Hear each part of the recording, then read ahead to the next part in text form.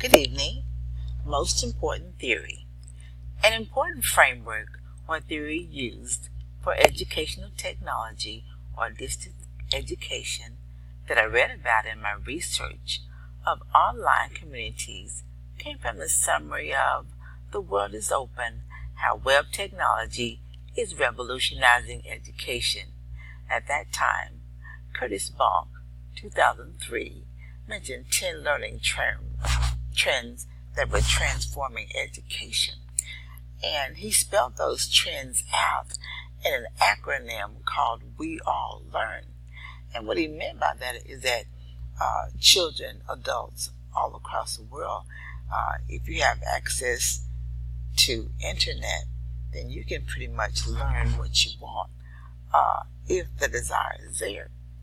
But those acronyms stand for W, web searching in the world of ebooks, E, e-learning and blended learning, A, availability of open source and free software, L, leveraged resources and open courseware, L, learning object repositories and portals, L, learner participation in open information communities, E, electronic collaboration, A, alternate reality learning, R, real-time mobility and portability, N, networks of personalized learning.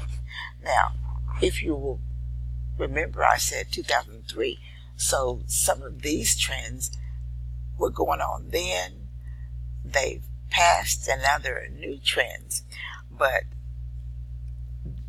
it's good to know what these trends are, because we as educators, we must realize just how speedy technology is changing, and we have to be ready to adapt to be able to accommodate the students who are coming into our classroom face-to-face or distant learning who are already tech savvy, and we have to be abreast of what they already know so that we can assist them to higher heights and tackle the top of Bloom's taxonomy.